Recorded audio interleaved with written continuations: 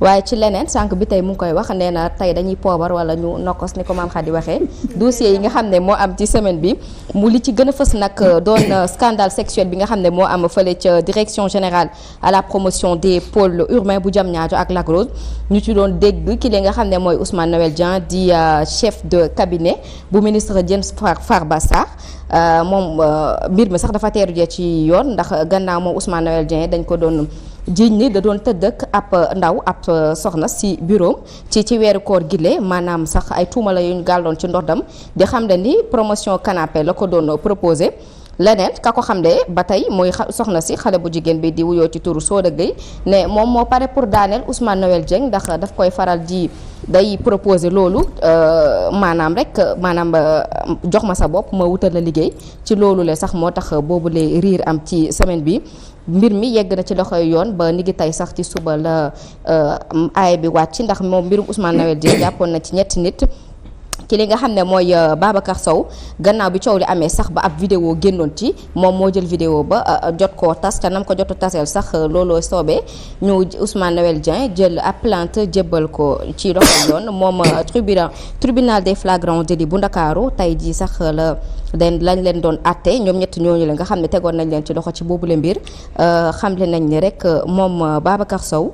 dafay tëdd 6 mois ferme ci kaso bi Aïssatou Sow it moom it danañ ko tëj benn weeru kaso leneen keneen it di Soda Gueye moom it danañ ko tëj ñetti weeru kaso mu doon loo xam ne nag xadisi la lu fës ci réew mi ba ci xëtu yéenekaay yu bëri xëyee woon ko semaine bi mu doon loo xam ne lu doy waar la di ñu koy faral di dégg gannaaw tey nag jugé nañ leen noonu la mbir mi tëddee. Alors man damay Pape Diallo ma lay jox wala ma dem direct waaw man dama ko bëgg a laaj maître li nga xamante ne mooy mbirum vie privée jàmbur wala nga fësal li nga xam ne mooy ay vidéo ni doggo ci réseaux sociaux yi wala nga def benn post à travers les réseaux sociaux yàq ci deru nit dafa nekk léegi pratique boo xamante ne dafa courante dañ ko gis bu baax a baax ndax dernier en date mooy suñu consoeur bee nekk ci 2STV di Astou Dione gis nañu am na ku génn teg ay tuuma ci kawam même su fekkee ni nit ki ko def nekkul ci Sénégal mi ngi bitim réew yan poursuite la ñu mën a est-ce que mën nañu ko poursuivre aussi fekkee ni dafa def say vidéo même su fekkee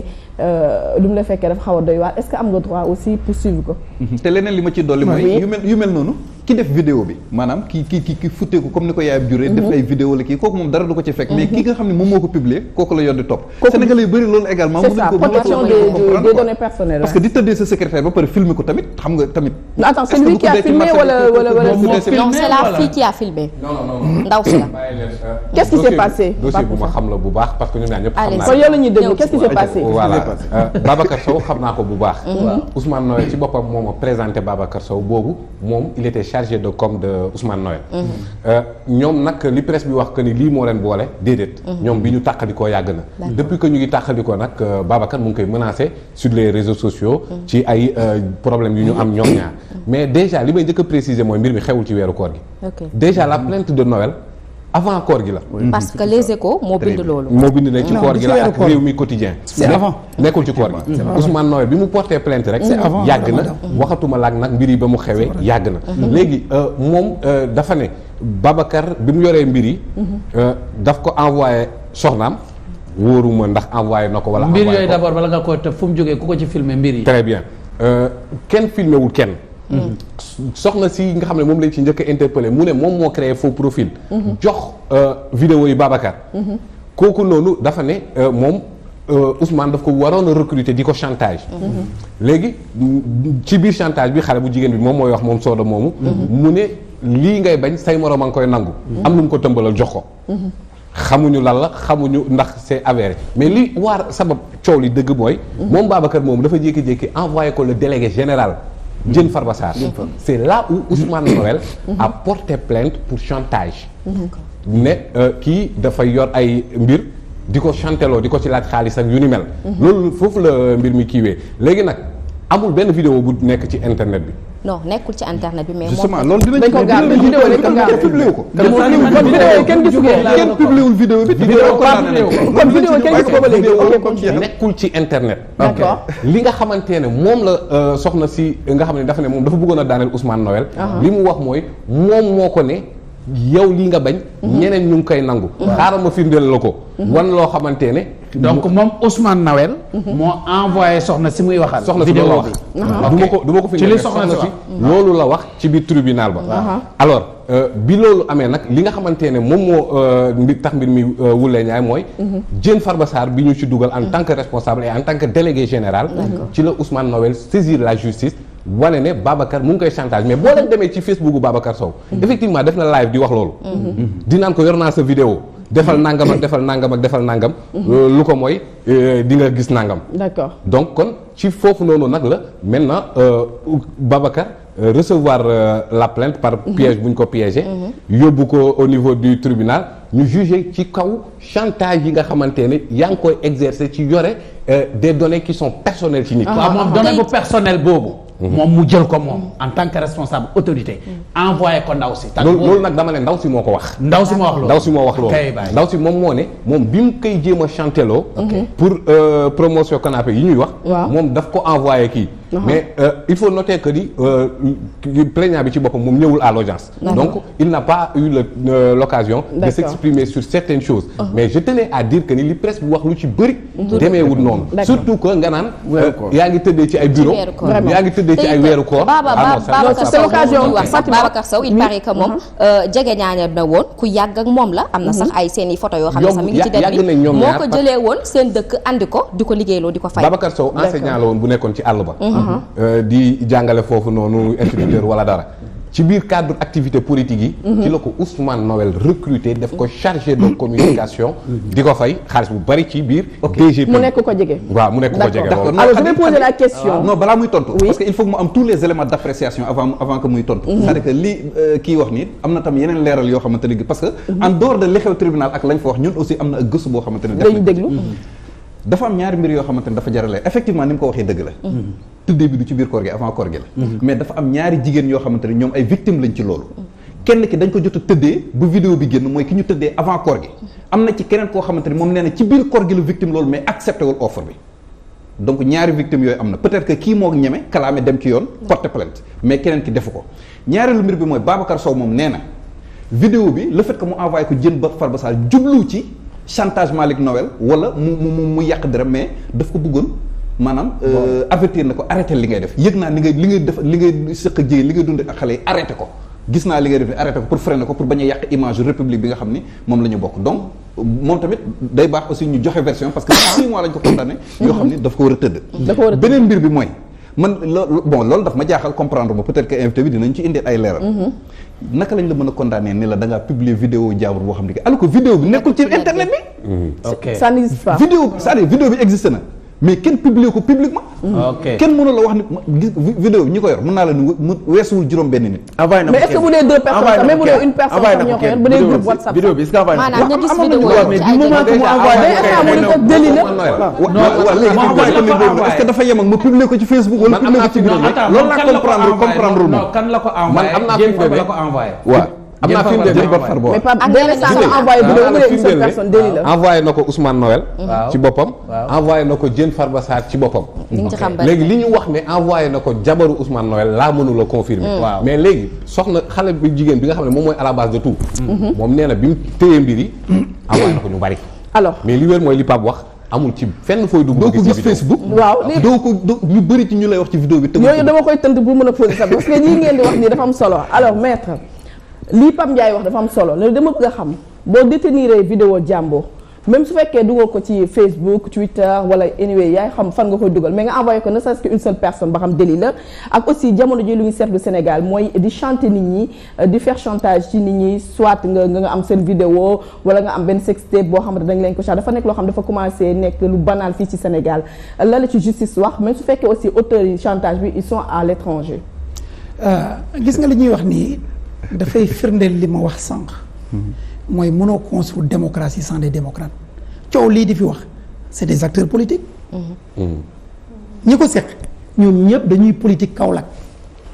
ku ne am sa mentor ñu jóge ci élection fa la conflit ba jóge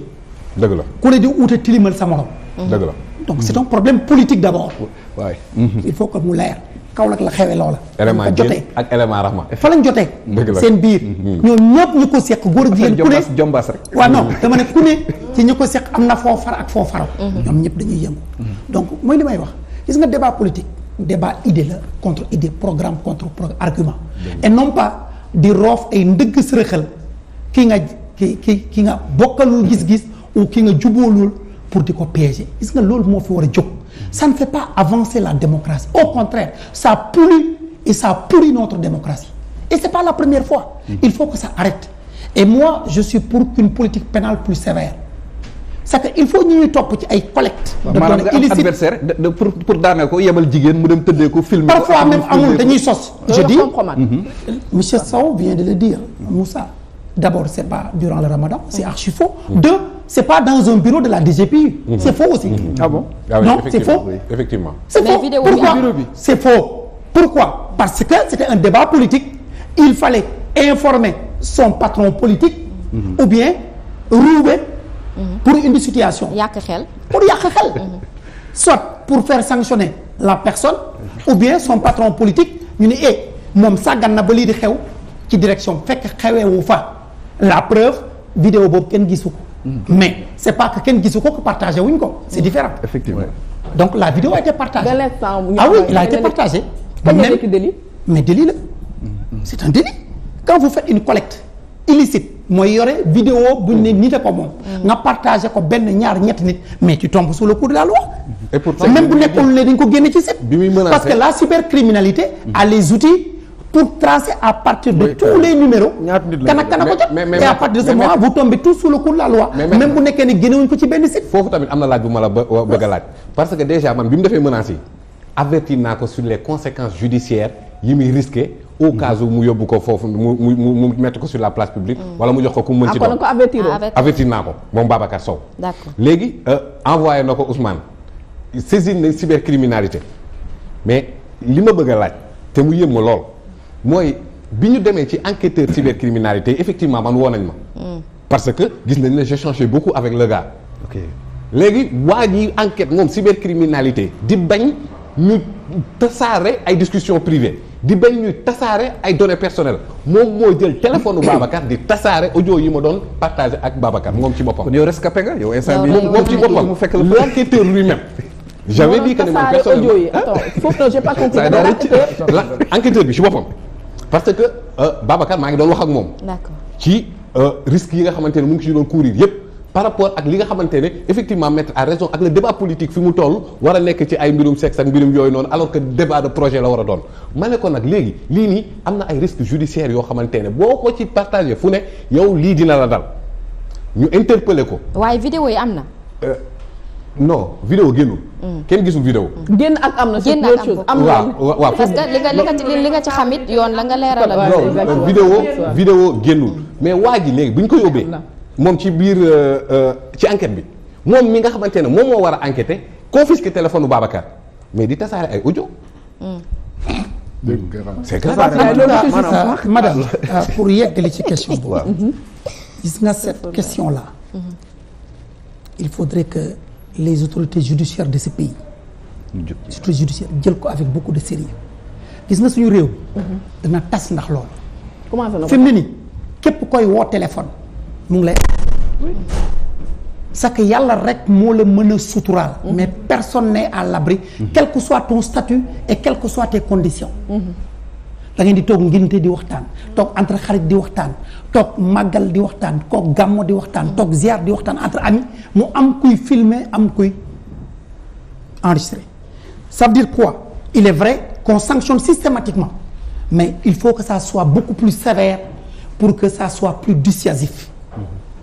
parce que dafa bëri lool mais il faut dire ay la yowén ku ñu indi tribunal da lay condamné mais en général c'est 6 mois 3 mois oui c'est le tribunal qui apprécie mais pour moi il faut qu'on fasse encore beaucoup plus preuve de sévérité en termes de politique pénale par rapport à ce nouveau phénomène boo xam ne jaaduwul mu ngi bëgg a yàq réew mi. audition Ndeye Khady Ndiaye ak. waaw mais ku nekk étranger yow victime bi yaa ngi fi auteur baa ngi à l'état di la diffamer à travers les réseaux sociaux nan nga mën a def. ah xanaa fekk ko fa mu nekk porté ko fa plainte. est-ce que loolu moo tax phénomène récurrent parce que ñoom ñëpp ils sont mais du ñu la majorité non la majorité maintenant cette nouvelle tendance la majorité non xam nga li tax nga jàpp ne majorité bi moo nekk à l'étranger mooy activiste yu siiw yi. mais ñi ci ëpp fii lañ nekk. gis nga mais moom li mu bëgg a wax mooy. man nouvelle tendance bi ma gis léegi ak la dématérialisation mais encore une fois li ci ëpp a ngi ci biir réew mi enregistrement yi ñuy def di chanteloo femmes yi. et ñi ci gën a sonn c'est la jeune féminine. ah oui man loolu daf ma métti. parce que moi je suis un partisan des droits de la femme. mënu jàddul ñi ci ëpp nekk à l'étranger de. maintenant sur certains dossiers yi gën a fës étranger la nekk mais li ci ëpp fii la nekk ci réew mi fii koy waxal de manière générale pas de manière générale en tout cas ça devient fréquent. téléphone sax da ngay woo nit mu ngi lay enregistrer. donc aujourd'hui li nga mën ginnaaw ñaan yàlla mu suturaal la. mooy nga nekk dans une position mooy képp koo mënti waxal. ak ku mu doon jàppal ne yaa ngi ci mbedd mi di wax. pour nga xam li ngay wax. parce que c'est une pratique aujourd'hui qui est répandue. doo xam nit ñi lu leen ci dugal. d'accord lan la ñuy wut. soit c'est du chantage de l'argent. parfois c'est de la politique parfois c'est de la mbiru. est-ce que am nañ les moyens ci cybercriminalité. parce que moom li muy wax la pertinence de ce qu'elle dit mooy dañ nekk ci espace yu dématérialisé. ay réseaux sociaux. Facebook et cetera grand débat bi de. ah voilà am moyen juridiquement. pour mën a ki nga xamante ne ma nga France. di téye nit di ko saaga. loolu moo fi xew léegi de cybercriminalité bi ñu nekk est-ce que ñun on est suffisamment outillé. pour mën a appeler nag maintenant toutes ces kii parce que tamit Babacar menacé woon na yu ni mel. oui moi je pense que la cybercriminalité est suffisamment outillée. soo fa amee dossier ba yegg fa rek ci ngay xam ne am nañ outil. mais entre ñu découvrir ki ko def cybercriminalité boo fa defee en 30 secondes dañ la tracer lépp maintenant mais ku nekk bitim réew mënoo ko jàpp. même bu cybercriminalité xamee ni ki ko wax ou ki ko def mu ngi bitim réew te mënoo ko jàpp amul jeexital. c'est ça le problème mais non changer bi mënoo dem réewu jàmbur jàppi fa nit amoo pouvoir boobu mënoo jógee fii. ils l'ont fait avec Assane Diouf. non Assane Diouf c'est pas le Sénégal ñu dem jàppi ko non. ils l'ont accusé de terrorisme. c'est plus complexe que ça. c'est plus complexe que ça. D'accord. Mais ce qu'il y a à noter c'est que la cybercriminalité est suffisamment outillée mais encore une fois il faudrait que Sénégalais yi d'abord ñoom ñëpp. ku mu ci mën di doon am culture